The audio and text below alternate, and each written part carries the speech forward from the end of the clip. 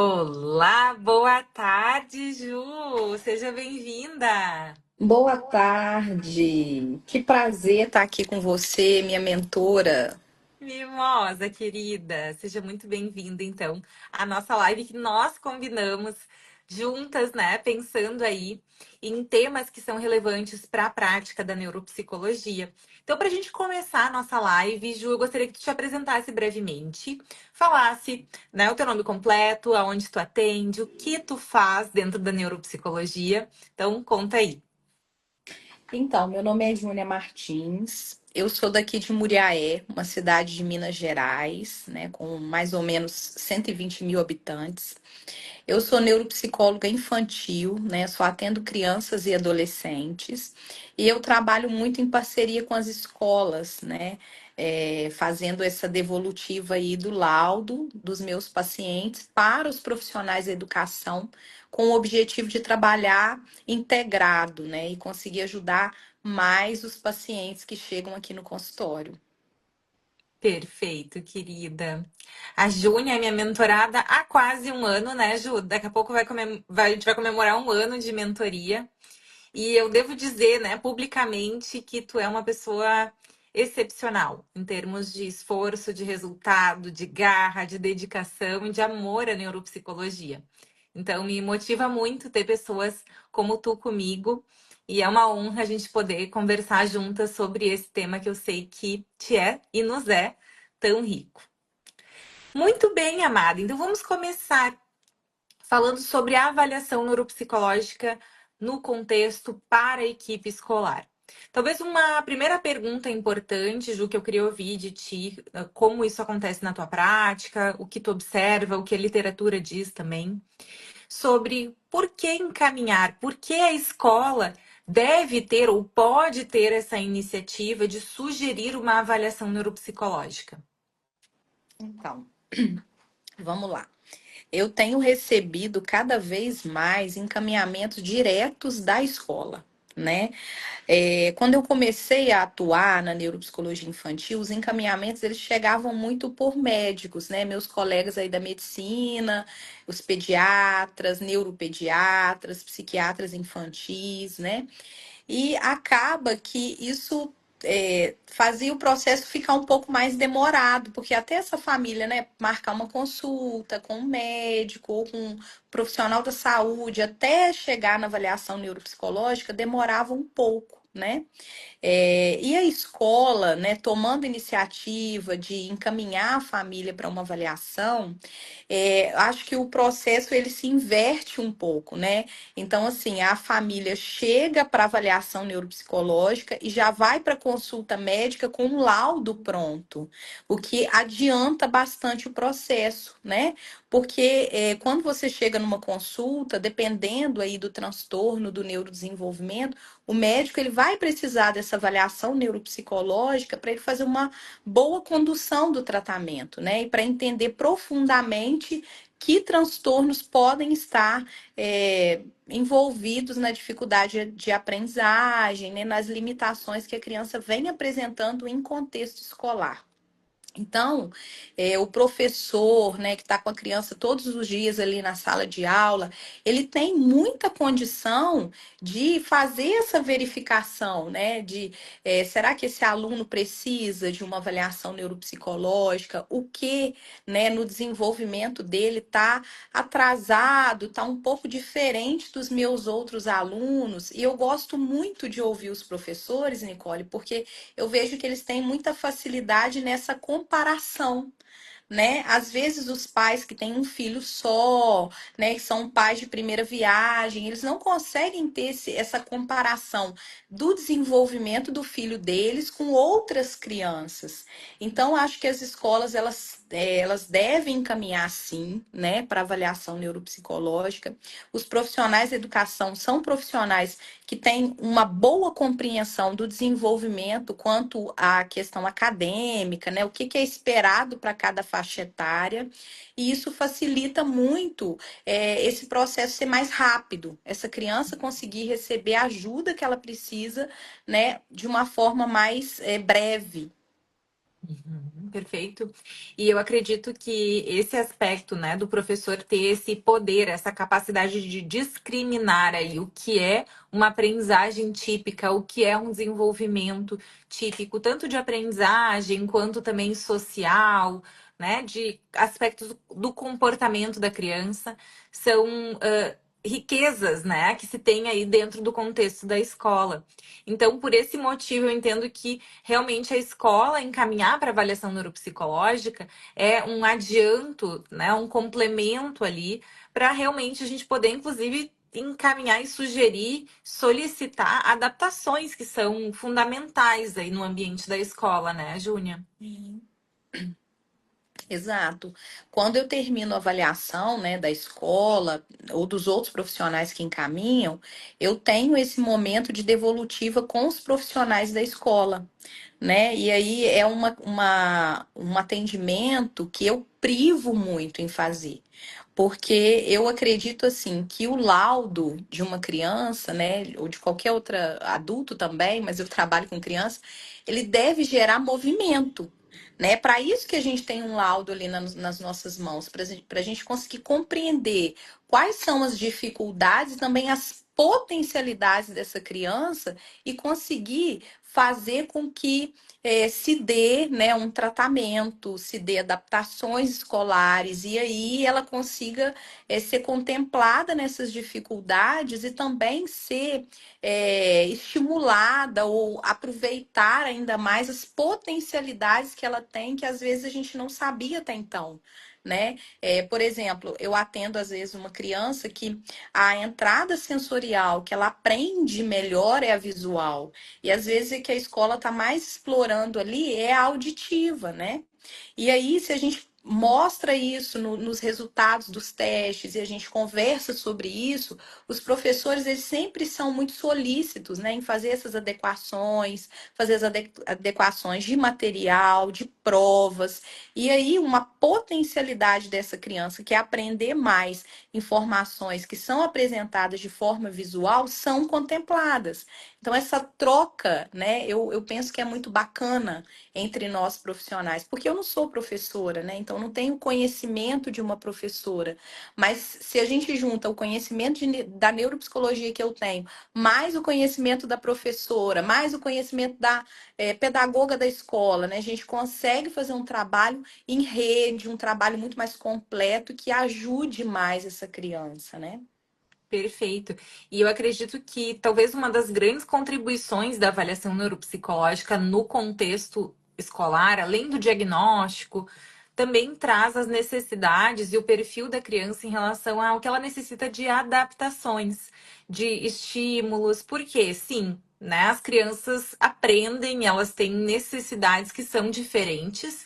E que é muito difícil, muitas vezes, dentro de um contexto de sala de aula, de turma, né? O professor ele não está dando conta somente de um aluno, ele não está observando somente como um aluno aprende, apesar de que sim, né? A gente sabe que eles têm esse olhar individualizado, mas é muito desafiador tu manter, além do olhar individualizado, a aplicação de adaptações e de necessidades para todas as crianças, né? E claro que não são todas as crianças que têm essa necessidade, mas aí as que têm, muitas vezes o professor fica em dúvida, né? O que é melhor fazer com essa criança? O que é certo e errado? E aí é bem interessante a tua pergunta, né?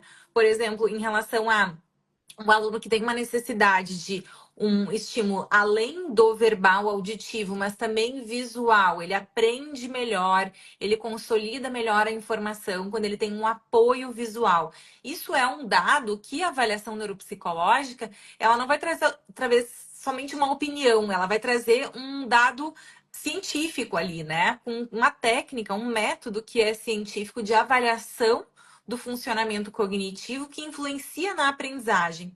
Então, esses apoios, essas compensações, elas são bem-vindas, né? E o profissional, o psicólogo, o neuropsicólogo, ele já vai poder trazer ali uma construção mais estruturada do que a criança precisa ou do que a criança não deve fazer ou não deve ser estimulada a ou não deve ser permitido, né? Eu vou dar um exemplo aqui de uma vinheta, né, de um caso. Uma criança que tinha uma dificuldade muito. Ai, que linda essa caneca! Maravilhosa, Nossa! né? Que linda! Caneca da mentoria, coisa mais querida, né? Ju, eu tava com a minha de manhã aqui. Então, a criança tem uma necessidade ali de conseguir sustentar a atenção por mais tempo. A dificuldade se reflete na realização do dever de casa, então ela fica alternando, mudando, buscando distrações, porque a sustentação da atenção dela é prejudicada. E aí, uma pergunta muito frequente é: então eu devo deixar o meu aluno se distraindo ou fazendo uma dupla tarefa em sala de aula, porque ele rende melhor assim, ou ele tolera melhor assim, ou ele engaja melhor assim. Aí depende, né? É assim, o que eu costumo dizer é um olho no peixe e o outro no gato, né? Então a gente vai podendo sim olhar a necessidade da criança em alguns momentos de ela dividir a atenção para sustentar por mais tempo. Porém, em outros momentos, a gente também tem que desafiar essa criança de conseguir fazer uma tarefa única, com reforço, com estímulo ambiental, com monitoramento externo, para que ela consiga aumentar o tempo de atenção dela nas tarefas. Então, esse nível de discussão, de visão, a avaliação neuropsicológica tem esse poder de trazer, né, Ju? E eu acho que isso é realmente um diferencial para a gente olhar para os processos cognitivos envolvidos na aprendizagem de uma forma muito particular, muito individual. Porque também não é verdade, aí também a gente entra numa arena, né, que é bem complicada quando a gente fala nas adaptações. Como se as adaptações escolares, as acomodações, né, as compensações que a gente pode fazer para uma criança, elas são universais para todas as crianças, dependendo do diagnóstico que elas têm. Então, a criança com TDAH tem essas adaptações que são fundamentais, a criança com dislexia tem essas, a criança com autismo tem essas, e não é verdade, né? A gente sabe que Sim, isso depende muito do perfil neuropsicológico de cada criança, porque não existe um perfil neuropsicológico universal entre esses transtornos, certo? sim, sim. E também, né, Ni, eu acho que uma coisa muito importante que a avaliação neuropsicológica e ajuda na escola é que muitos desses alunos, eles não recebem suporte fora do ambiente escolar porque eles não têm um diagnóstico. Então, a partir do momento que a gente consegue fechar um diagnóstico, a escola também vai ter esse apoio fora da escola, que é extremamente essencial, né? Igual você estava falando aí agora da questão da atenção, né? Existem recursos, existem treinos que podem ser feitos por profissionais da psicologia, né? Existem tarefas que podem ser estimuladas e realizadas por psicopedagogos fora do ambiente escolar, que vão também trabalhar essas dificuldades, né, dando mais suporte para a escola. Porque uma coisa que eu escuto muito, né, e aí você falou agora há pouco, que são muitos alunos, né? São muitos alunos, a equipe é pequena, né? E aí, assim, como ver todas as necessidades de todos os alunos? Hoje a gente sabe, tem muitos alunos com laudo na escola, né? E aí tem sala que tem 3, 4 crianças que tem alguma necessidade especial que precisa ser atendida. E aí, quando a gente aponta, faz esse diagnóstico muito, né, muito diferente de rotular, o que a gente quer é oferecer também esse suporte fora da escola. Porque se esse aluno vai ter esse suporte, né, vai ter um psicopedagogo para ajudá-lo nessas questões escolares, né, por exemplo, no caso de uma dislexia, né, se ele vai ter um fonoaudiólogo para trabalhar essas questões, se ele vai ter um psicólogo para trabalhar as questões comportamentais, a equipe, né, ela vai dando mais suporte, a escola não fica tão sozinha nesse processo, né, visto que a escola, ela tem ali o papel de ensinar, mas ela não vai conseguir fazer essa parte que é terapêutica, né, que é de outros profissionais que vão ficar aí dando esse suporte, né, fora do ambiente escolar. Perfeito. Então, o que a gente pode entender é que a avaliação neuropsicológica sugerida pela escola, ela também traz essa possibilidade de uma responsabilidade compartilhada a partir dos resultados que foram compreendidos ali na avaliação neuropsicológica. O que isso quer dizer? Isso quer dizer que a escola e a família, sabendo das necessidades da criança, porque a avaliação neuropsicológica, ela revela, ela descreve, ela evidencia as necessidades da criança em termos do seu desenvolvimento neuropsicossocial, né? Então, em vários aspectos do desenvolvimento. E quando a gente, então, revela quais são essas dificuldades e quais são as potencialidades dessa criança, a gente pode também entender que isso não serve somente para a escola trabalhar, é isso que tu está trazendo, né, Ju? Mas sim também para a família trabalhar, para os terapeutas trabalharem, para as intervenções serem feitas, para hábitos serem implementados, hábitos serem retirados também, muitas vezes, do ambiente familiar, para que a criança tenha um ambiente e uma rotina e oportunidades de desenvolvimento ótimo a partir da revelação, né, dessas dificuldades aí e potencialidades também que traçam o perfil dela dentro do desenvolvimento.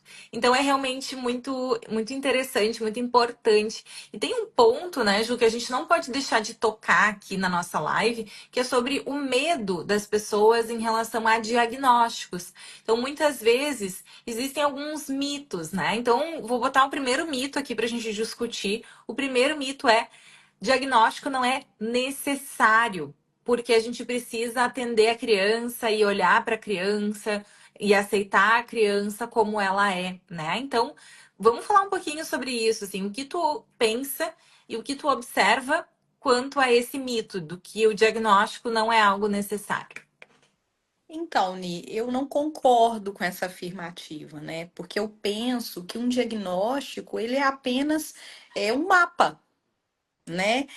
Se eu não sei o que eu tenho, como que eu vou procurar ajuda necessária ou ajuda que seja melhor para o meu caso, né? Então, assim, eu recebo no meu consultório famílias muito cansadas, que já fizeram muitas coisas, que já levaram em muitos profissionais e, assim, estão cansadas, esgotadas, né? Emocionalmente fragilizadas, se sentindo culpadas, porque aí parece assim que eu é que não educo direito. Parece que eu que não sei estimular meu filho, eu é que fiz alguma coisa errada.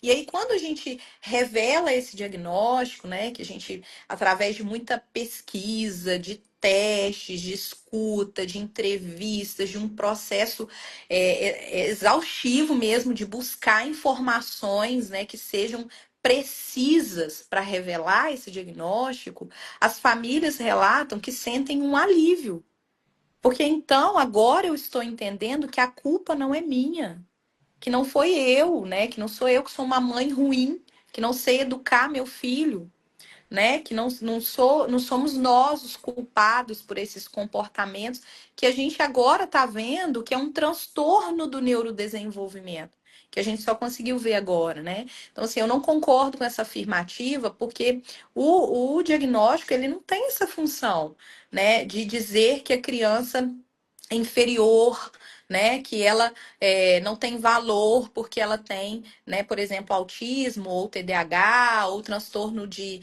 né, desenvolvimento intelectual de forma alguma, Uhum. né? Ela já tinha.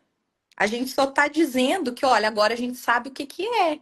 E agora, porque a gente sabe o que é, nós podemos cuidar melhor dessa criança, né? Nós podemos oferecer estímulos que são mais adequados, que têm mais comprovação científica que funcionam, porque senão a gente fica fazendo qualquer coisa, né? E a criança vai crescendo e aí a neuroplasticidade não é a mesma coisa e ela vai perdendo, né? Tá perdendo tempo, tá perdendo estímulos importantes que poderiam ajudar e muito no desenvolvimento dela.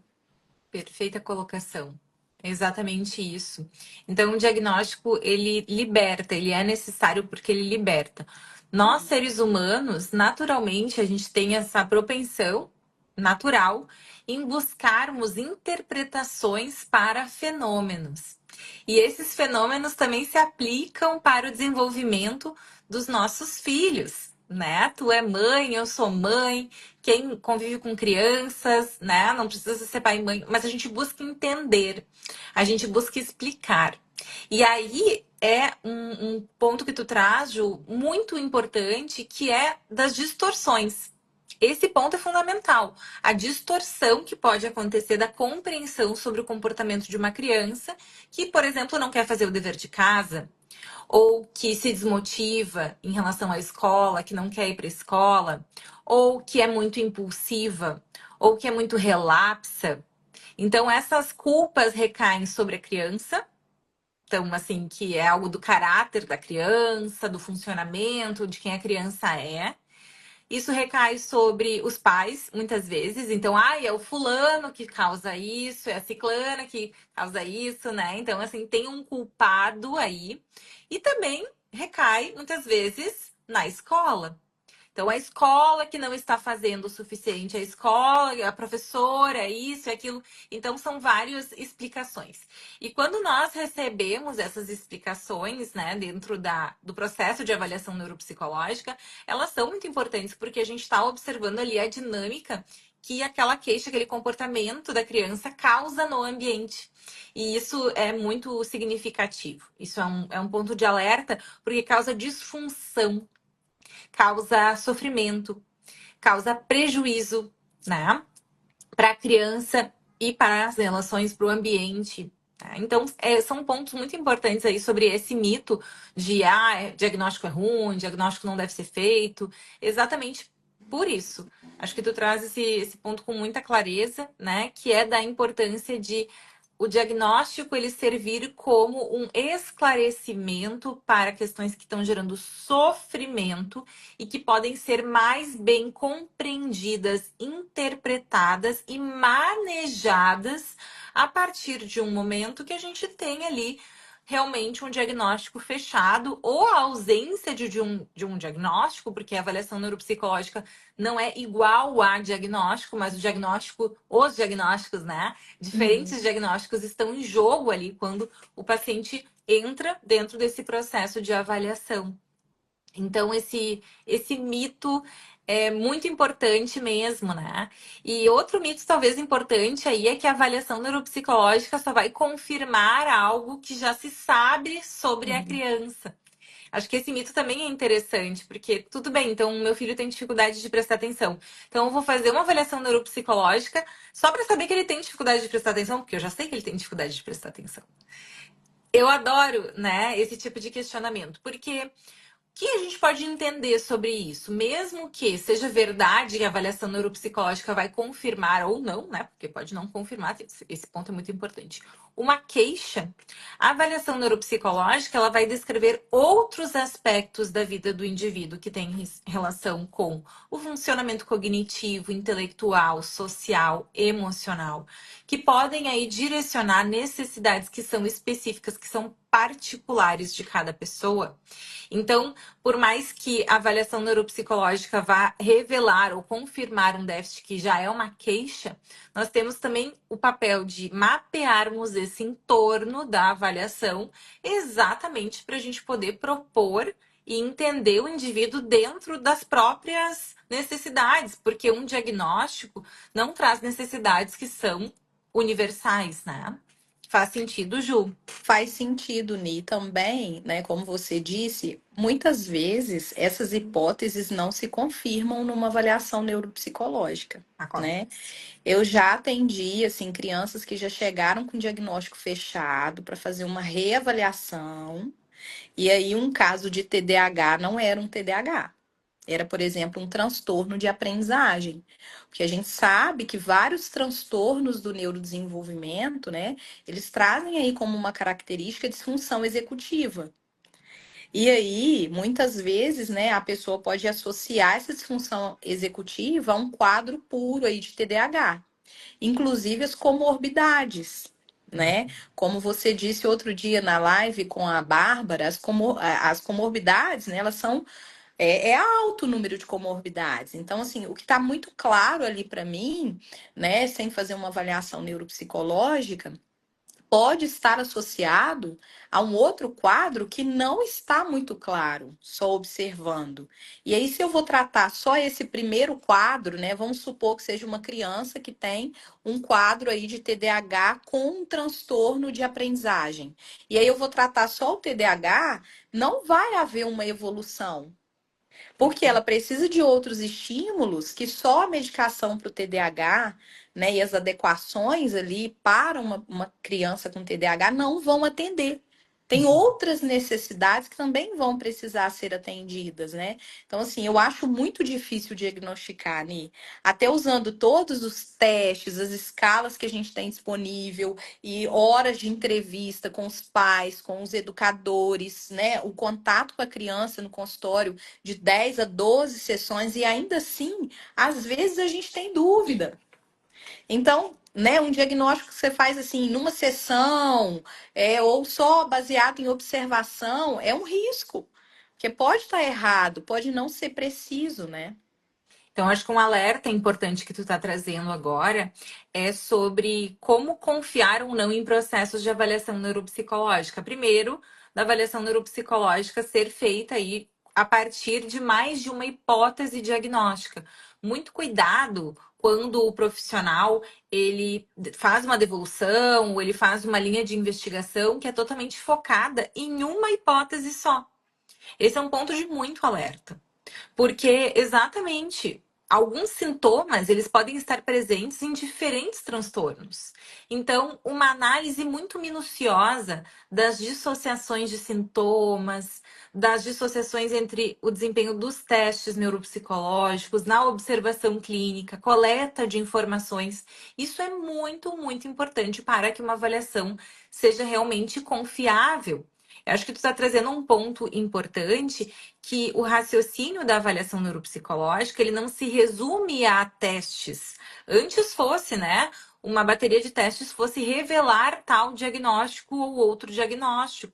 Não é assim, pois os diagnósticos, em maioria, eles são clínicos e eles são desafiadores porque eles requerem muito treinamento, observação clínica, entrevista e uma excelente interpretação de instrumentos, de ferramentas de avaliação.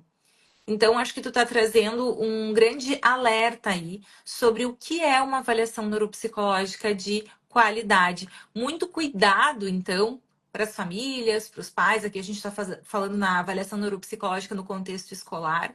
E avaliações que são rápidas, que são muito em conta, né? Porque a avaliação neuropsicológica é um processo que é longo, é custoso, para o profissional, para o processo todo, ele é custoso, né? Não somente, digamos assim, o custo é muito alto, o valor que é cobrado é alto, o custo também de operação de uma avaliação é alto, requer horas de escrita, supervisão de laudo, supervisão da formulação do caso, da escolha dos instrumentos.